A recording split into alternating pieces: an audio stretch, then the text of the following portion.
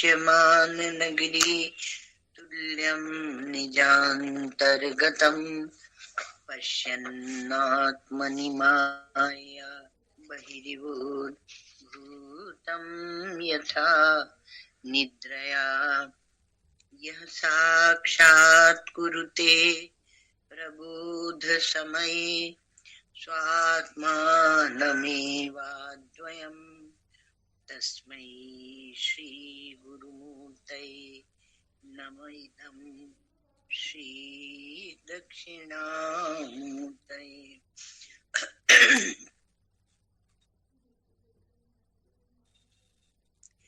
वैकुंठकेन दृष्टा श्रवणपथगता स्वप्नवद्भाति चित्ते तद्वृत्तीनां निरोधः सहज शयनवत् तत्र को वा प्रमोदः प्राक् प्रत्यग्भावमुक्तं तदिदमहमिति ब्रह्म पूर्णं न चान्यत् पूर्णानन्दोपदेशो दिशि विदिशि सदा मंगलम देदिशितु। अखंडानंद संबोध पूर्तये ब्रह्ममूर्तये सुधास्मित समाश्लिष्ट नेत्रांत स्फूर्तये नमः।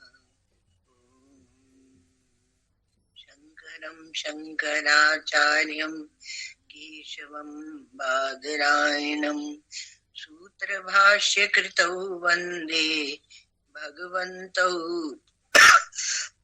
पुनः पुनः।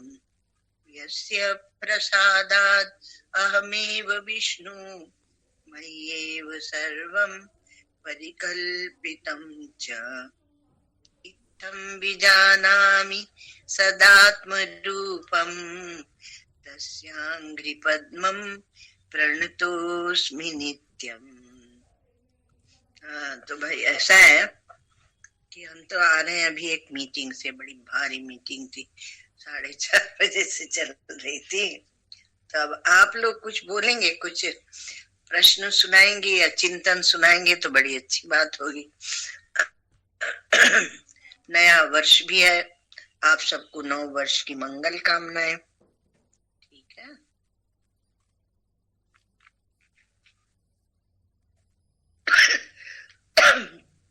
कुछ सुनाइए या प्रश्न पूछ।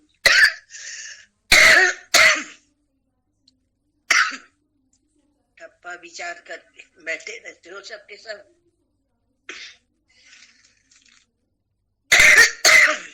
आगे बढ़ो, बोलो भाई, कुछ बोलो।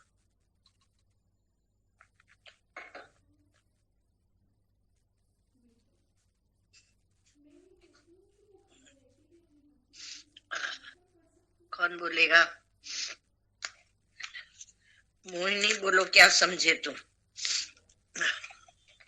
क्या समझे हो, बोलो।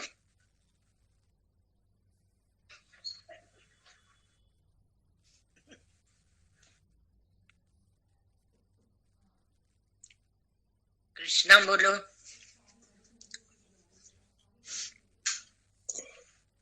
अच्छा ये बताओ, ये जो बात बताई गई जीवन मुक्ति और विदेह मुक्ति, वो क्या बताई गई? जीवन मुक्ति और विदेह मुक्ति दोनों ही मतलब एक कल्पना है। हम तो इनसे अलग है ना, साक्षी दृष्टा है हम तो। ये दोनों ही कल्पना है हमारे जीवन में, न जीवन मुक्ति है न विदेह मुक्ति है। जब शरीर ही नहीं है तो बताओ जीवन मुक्ति और विदेह मुक्ति कहाँ से होगी? जब शरीर ही एक कास्ट है, इसके अंदर चेतन शक्ति है, वो चेतन शक्ति से ही ये चलायमान है। जब वो चेतन शक्ति निकल गई तो ये तो फिर जला दिया जाएगा। हाँ ठीक है, और कोई बताओ। प्रणाम, नमो नारायण। जीवन मुक्ति में तो प्रपंच की प्रतीति है और ब्रह्म स्वरूप में स्थिति है, और विदेह मुक्ति में प्रपंच की अप्रतीति है और स्वरूप में स्थिति है। लेकिन माँ एक चीज थोड़ी सी कल लास्ट में जो डिस्कस हुई थी कि जो विरोधी प्रतियोगी वाली जो बात थी माँ, कि जिस वस्तु का नाश होता है वह वस्तु ही उसकी प्रतियोगी होती है। तो एक तो इसका थोड़ा सा मतलब अर्थ समझ नहीं आया माँ, और ये किस कॉन्टेक्स्ट में हम इसको समझने की कोशिश कर रहे हैं मैं यहाँ पर। हाँ, इसको आगे और बढ़ाना था, है ना, तो वहीं पर छोड़ दिया गया था। इसकी चर्चा हम लोग करेंगे अभी। तो प्रतियोगी क्या होता है ये जल्दी समझ में नहीं आता। अनुयोगी शब्द भी वहां आया था ना, कि जैसे घट को बनाते हैं तब दो कपाल जो होते हैं उनको जोड़ के बनाते हैं, दो टुकड़े जो होते हैं उनको जोड़ के घट बनाया जाता है, तो उनको क्या बोलते हैं, अनुयोगी, है ना। वो घट में वो दो कपाल अनुयोगी होते हैं, अर्थात उसके साथ में रहते हैं। और नाश जो होता है उसमें वो प्रतियोगी होता है घट का, मतलब घट के आकार को समाप्त कर देता है। तो घट का टुकड़े हो गए, नाश हुआ, तो ये कैसे होगा, तो कहा कि घट वस्तु जो है उसका नाश प्रतियोगी होता है। तो जो प्रतियोगी होता है उसकी नाश में प्रतीति होती है, अर्थात जब नाश हो जाता है घट का तब नाश वहां पर प्रतीत होता है कि घट का नाश हुआ। और जब उसका निर्माण होता है तो दो कपाल को मिला के बनाते हैं, उसको बोलते हैं अनुयोगी। और कुछ जी। ओम नमो नारायण माँ। माँ, जब तक इसमें चेतन शक्ति है, ऊर्जा है, हम अपना काम बना लेना तो ठीक है, अगर नहीं काम बना तो फिर जन्म मरण में पड़ना पड़ेगा। दूसरे जी अपना काम बना ले, ये तो जाने वाला है शरीर तो। हाँ, ठीक बात है। और कौन बोला अभी ओम नमो नारायण? मैं बोला महाराज। अच्छा माँ, मेरा एक प्रश्न है, खास करके जो ज्ञान की 7 भूमिकाएं बताई गई राहुल बोल रहा हूँ। राहुल जी हाँ बोलो राहुल जी। ये खास करके जो ज्ञान की 7 भूमिकाएं बताई गई उसमें ये बताया गया कि चौथी भूमिका में ही ब्रह्म ज्ञान हो जाता है। तो मेरा ये प्रश्न हुआ कि ब्रह्म ज्ञान होने के बाद भी कुछ कर्तव्य बचता है कि आगे की भी ये सीढ़ियां चढ़नी है, या फिर ब्रह्म ज्ञान अगर संपूर्णता नहीं है तो फिर वो ब्रह्म ज्ञान कहाँ से हुआ, ऐसा मुझे प्रश्न पड़ा। बिल्कुल, ये प्रश्न सभी जिज्ञासु साधकों का होता है यहाँ पर। इसलिए जो भूमिकाएं हैं वो भूमिकाएं क्या है, वो ज्ञान की भूमिका है, मतलब कि स्पष्टता कितनी है, जो हमने गुरुदेव से ज्ञान सुना है उसकी कितनी स्पष्टता है, तो ये ज्ञान की भूमिका और अज्ञान की भूमिका है। और जैसे वहां पर जीवन मुक्ति और विदेह मुक्ति, तो शरीर रहते जीवन मुक्ति और शरीर नहीं रहे तो विदेह मुक्ति, लेकिन एक ही साधक जीवन मुक्त होता है और जब देह की उसको सर्वथा प्रतीति होने लगती है, वो ज्ञान में या प्रेम में इतना डूब जाता है, तब उसको विदेह मुक्त कहते हैं। जैसे कि जनक को, राजा जनक को क्या बोलते हैं, विदेह। तो विदेह और उनकी वृत्ति जो है, उनकी वृत्ति क्या होगी, वैदेही। तो वृत्ति उनकी वैदेही है। अब यहाँ पर वो जीवन मुक्ति और विदेह मुक्ति की बात, और यहाँ जो शुभेच्छा विचारणा शुभेच्छा विचारणा तनु मानसा और सत्वापत्ति, तो यहाँ एक प्रकार से ये योग वासिष्ठ आदि में वासना को लेकर भी विचार किया जाता है, तनु मानसा, है ना, क्योंकि निधि ध्यान करते करते उसका मानस छोटा हो जाता है, अर्थात वासना विचार ये सब घट जाते हैं, और सत्वापत्ति जब आती है तब उसको बोध हो जाता है। अब बोध हो जाने के अनंतर, चौथी भूमिका में बोध हो गया, तो बोध हो जाने के अनंतर यदि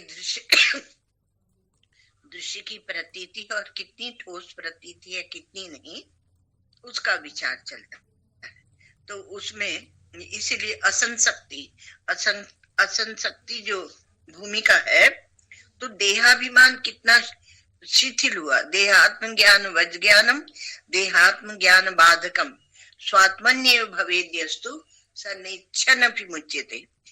जो देहात्म ज्ञान जैसे होता है, वैसे ही देहात्म को ज्ञान को बाधित करने वाला जो ज्ञान होता है, वह जब इतना प्रबल हो जाता है कि वैसा ही प्रबल ज्ञान उसको आत्मा में होता है। अर्थात उतनी बड़ी स्पष्टता होती है कि उसको कभी भ्रम ही नहीं होता कि मैं आत्मा नहीं हूँ। उसे हमेशा यही होता है कि मैं आत्मा हूँ। तो अपनी आत्मा में स्वात्मन्य भवेद्यस्तु, जो अपनी आत्मा में जिसको हो जाता है, तो वह ना चाहते हुए भी मुक्त हो जाता है। इसका मतलब क्या है कि यहाँ शास्त्र ने अपने को जांचने के लिए बताया गया है ना। आप अपने को देखें कि आपके बोध की स्पष्टता कितनी बड़ी है, नहीं तो आप जाके फिर से कहीं उसी भ्रम वाले में न फंस जाए। तो ये देह एक तो सामने ही है, तो देह एक कसौटी है कि आप देह को छोड़कर कितना रह सकते हैं। तो असंशक्ति, तो जब स्वरूप का निश्चय हो जाता है तो देहाभिमान छूटने लगता है। तो छूटने लगता है तो वो एक शुभ एक वो है हमें दिखाया गया। तो इसलिए असंशक्ति में जो पांचवी भूमिका है, तो उसमें वह शरीर की आसक्ति छूट जाती है।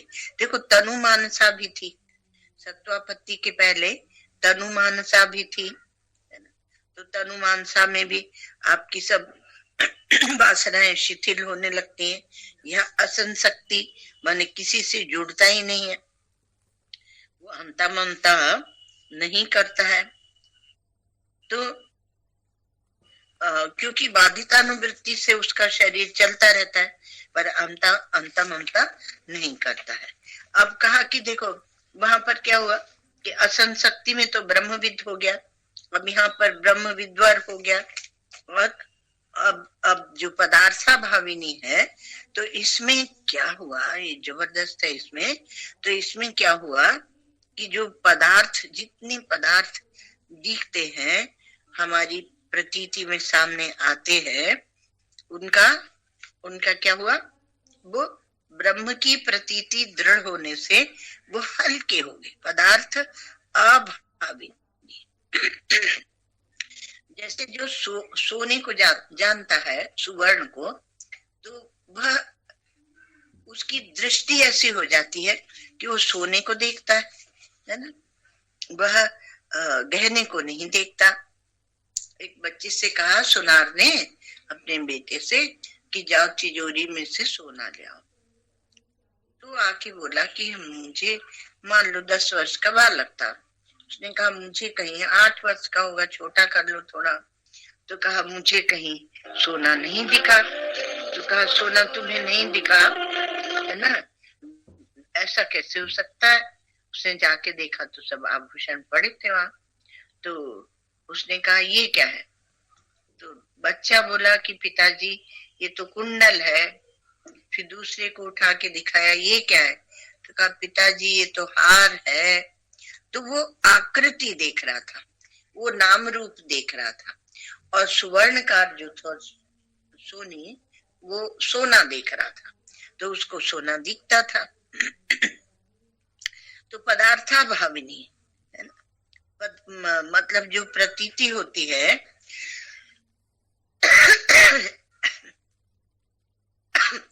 आप विचार करना, यदि आप हमेशा अधिष्ठान जो ब्रह्म है उसमें रहते हैं तो प्रतीति अपने आप गौण हो जाएगी। और यदि आप प्रतीति को महत्व देते रहते हैं तो जो अत्यंताभाव, क्या बताते हैं, प्रपंच का अत्यंताभाव, तो आपकी वृत्ति, मनोवृत्ति, बुद्धि वृत्ति किसे विषय करती है, वो महत्वपूर्ण है। बोध होने के अनंतर भी जो वृत्ति रहेगी, मनोवृत्ति, बुद्धि वृत्ति, वो किसे विषय करती है? वह नाम रूप को विषय करती है या तत्व को? भगवान गीता में कहते हैं वो क्या, एक तत्व शब्द का भी प्रयोग करते हैं और वो उसका भी, ज्ञान का भी प्रयोग करते हैं, है ना। एवं यो वेत्ति तत्वतः।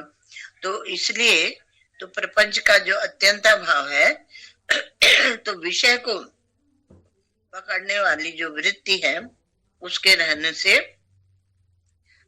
जो अभाव वृत्ति है उसको भी हम नहीं देख पाते और हम तत्व को भी नहीं जान पाते। इसलिए पदार्था भाविनी, तो पदार्था भाविनी वाली भूमिका में वह ब्रह्मविद वरीयान हो जाता है। अर्थात आपको जान देने के पश्चात वृत्ति को पकड़ना पड़ेगा। अब वृत्ति आपके हाथ में, तो वृत्ति जो आपके हाथ में है उसको आप बढ़ाते हैं कि घटाते हैं? यदि आप उसको तत्व में तत्वाकार या भगवदाकार अथवा तो ब्रह्माकार करते हैं उस वृत्ति को, क्योंकि वहां आपको स्वतंत्रता है। तो जब आप ब्रह्माकार करते हैं तो वहां क्या होता है कि जो दृश्य प्रपंच है, नाम रूप है, वहां से वृत्ति हट जाती है। तो ब्रह्मविद वरीयान है। और तुरीयगा में क्या होगा? तो कहा कि वह तुरीयगा में हम लोगों ने देखा था कि वो ब्रह्मविद वरिष्ठ कहलाता है। तो ये भूमिका इसलिए बता दी गई, वास्तव में तो भूमिका है नहीं, बोध हुआ सो हुआ, है ना। पर सावधानी के लिए इसलिए बताई जाती है कि बहुत बार हम समझ नहीं पाते हैं। हमें बोध का, ज्ञान का आभास होता है और समझते हैं कि ज्ञान हो गया। तो बड़ी सावधानी चाहिए। और इसलिए बोध होने के अनंतर क्या आप सुखी दुखी होते हैं? क्या आपका मन कल्पना करता है? इसलिए बोलते हैं तत्व ज्ञान, मनोनाश और वासनाक्षय, ये तीनों होंगे तब जीवन मुक्ति आती है। तो वासनाक्षय, तो तत्व ज्ञानम मनोनाशम वासनाक्षय एवच प्रायेण स युज्यन्ते वियुज्यते क्वचित क्वचित, ये प्राय करके तीनों एक साथ रहते हैं। कहीं कहीं पर ऐसा होता है कि वियोग हो जाता है, अर्थात तत्व ज्ञान हो गया पर वासना क्षय नहीं हुआ तो वासना उसको परेशान करती है, तो जीवन मुक्ति का आनंद उसे नहीं ग्रहण करने देती है। थोड़ा सा इसमें मान्यता को लेकर चलना पड़ता है ना, है ना। तो ये तो इस प्रकार की जो भूमिकाएं बताई जाती है वो शास्त्र की, ऋषि मुनियों की, आचार्य की करुणा है ना? यदि वशिष्ठ बता रहे हैं तो वशिष्ठ भी तो हमारी परंपरा में है। नारायणम पद्म भवम वशिष्ठम शक्तिम च तत्पुत्र पराशरम च व्यासम शुकम गौड़पदम महांतम गोविंद योगींद्र मथास्य शिष्यम श्री शंकराचार्य मथास्य पद। तो ये सब परंपरा में है। तो ये बताते हैं क्योंकि ये जो बुद्धि की गति है वो किसमें किस प्रकार की गति पकड़ ले पता नहीं है, अलग अलग प्रकार से गति पकड़ सकती है। तो इसलिए बहुत बार फिर वो दृष्टांत दिया था कि भगवान ने कहा अर्जुन से कि तुम उतर जाओ, क्योंकि उसमें ब्रह्मास्त्र लग चुका था, उसमें वो खाली प्रतीति मात्र दिखा रहा था वह रथ। तो प्रतीति को प्रतीति समझ लो, बस इतना ही आपकी दृष्टि का। यदि आप प्रतीति को प्रतीति समझ लेते हैं, नाम रूप समझ लेते हैं, तो उसमें नहीं फंसेंगे, तब तक तो में ही रहेंगे। तो उसको जानना पड़ता है। उभयोरपि दृष्टो अंतस त्वनयोः तत्वदर्शी भी। तो तब तत्वदर्शी है, उनके लिए ये बात है। और इसमें संशय सभी को होता है, पर संशय करने की जरूरत नहीं है, क्योंकि ये अभ्यास की जितनी गाढ़ता और जितनी गंभीरता होगी उतना यह स्पष्ट होगा।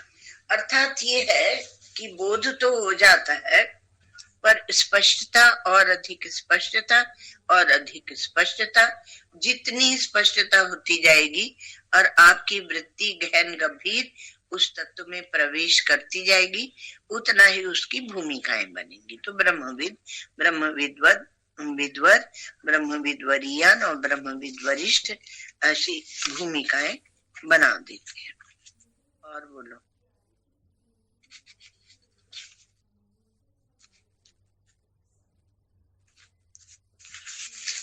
प्रश्न बहुत अच्छा था, प्रश्न उठना चाहिए क्योंकि ज्ञान में कोई भूमिकाएं नहीं होती। ये तो खाली कदाचित किसी को भ्रम हो जाए कि ज्ञान हो गया है और ज्ञान नहीं हुआ है, तो इसलिए भूमिकाएं बताई जाती। और इन भूमिकाओं को प्राप्त करने के लिए यदि कोई प्रयत्न कर रहा है तो वह ज्ञानी नहीं है, वो प्रेमी है, आत्म प्रेमी है। आत्मज्ञानी बहुत मिलते हैं, पर आत्म प्रेमी नहीं मिलते, एक बात है। और दूसरी क्या है कि वो अभ्यास नहीं करेगा, परमात्मा की ओर नहीं चलेगा, तो करेगा क्या? जैसे बाबा ने कहा कि एक सज्जन ने कहा कि हमें ज्ञान हो गया, अब हम क्या करें? तो बाबा ने कहा अब जाके ब्याह कर ले। ऐसे पहले के महात्मा दो टूक धरी की धरी दे देते थे। तो किसी ने कहा कि अब जीवन मुक्ति तो हो ही गई है, तो कहा जीवन मुक्ति हो गई है तो विदेह मुक्ति के लिए प्रयत्न कर। तो कहा मतलब बाबा ने, तो उसने कहा कि क्या करना, जीवन मुक्ति हो गई है तो विदेह मुक्ति के लिए क्यों प्रयत्न करें? यदि हमें अभी इसी जीवन में मुक्ति है तो मरने की बात की क्या सोचना, क्योंकि देह है, देह तो आता जाता रहता है, इसकी क्या सोचना।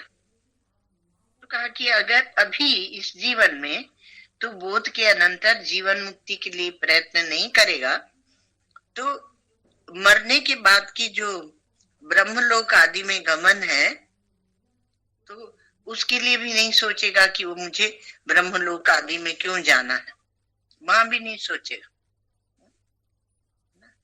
वहां भी तू सोचेगा कि चलो स्वर्ग हो आते हैं, अप्सराओं को भोग लेते हैं, तो उनको छोड़ने की हम क्यों सोचे। तो थोड़ी सी बात ऐसी है कि हम सर्वेंद्रियाणाम, नचिकेता बोलता है कि हाँ अगर मुझे, वो बोलते हैं यमराज कि तुम स्वर्ग ले लो, और वो कहा तभी विवाह स्तव नृत्य गीते, मुझे स्वर्ग नहीं चाहिए जहाँ सर्वेंद्रियाणाम जरयंती तेजा, इंद्रियों का तेज बिखर जाता है, फैल जाता है, मुझे वो भोग, वो वासना और वो स्वर्ग आदि चाहिए ही नहीं। तो भूमिका इसलिए बताई जाती कि आप और अपने गहरे में डूबे और उस तत्व को स्पष्ट और स्पष्ट कर ले। कहते हैं कि जैसे हम इस शरीर को स्पष्ट रूप से देखते हैं और स्पष्ट रूप से देख के और सोचते हैं कि ये शरीर है, उसी प्रकार से जब आप आत्मा को इतना स्पष्ट देखे और देहात्म भाव जो है पूरी तरह बाधित हो जाए, तो स निच्छन्न विमुच्यते, वो नहीं भी चाहेगा तो भी वह मुक्त है। तो मुक्ति के उसमें भी भ्रम हो सकता है, कभी आभास मात्र बोध हुआ है, इस कारण से बताया जाता है।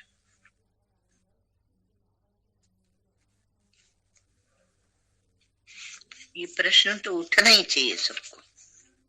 चौथी भूमिका में ज्ञान हो गया, फिर काहे को पांचवी छठवीं सातवीं लटा के रख रहे। खटपट है भाई। जैसे बाहर की खटपट जिसको अच्छी नहीं लगती, वो क्या करता है, वो सन्यास के मार्ग पे चल पड़ता है।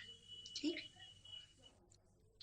तो सन्यास के मार्ग पे आकर और वो तत्व ज्ञान प्राप्त नहीं करता, वह योग करता है, योग। तो योग प्राणायाम, ध्यान लगाओ, ध्यान लगाओ, प्राणायाम करो, तो उससे क्या होता है कि वो बाहर की खटपट करता था, अभी अंदर की खटपट करता है। ये वृत्ति, वो वृत्ति, वृत्ति का विचार, और मूढ़, क्षिप्त, विक्षिप्त, एकाग्र, ये सब भूमिकाओं का विचार, ये सब अंतःकरण का ही तो विचार है।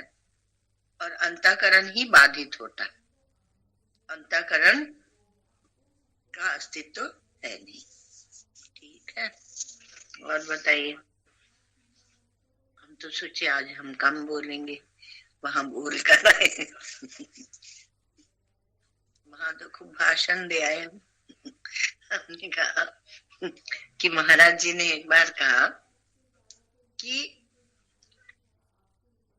एक बार, श्री महाराज जी के शब्द है कि एक बार हमसे धर्म ने कहा कि हम यज्ञशाला का धुआं खा खा के और थक गए हैं, इसलिए हमें खुले मैदान में ले चलो, लोगों के बीच ले चलो, बाजार में ले चलो, अरे सब जगह धर्म होना चाहिए, ये नहीं कि यज्ञ करके ही धर्म होता।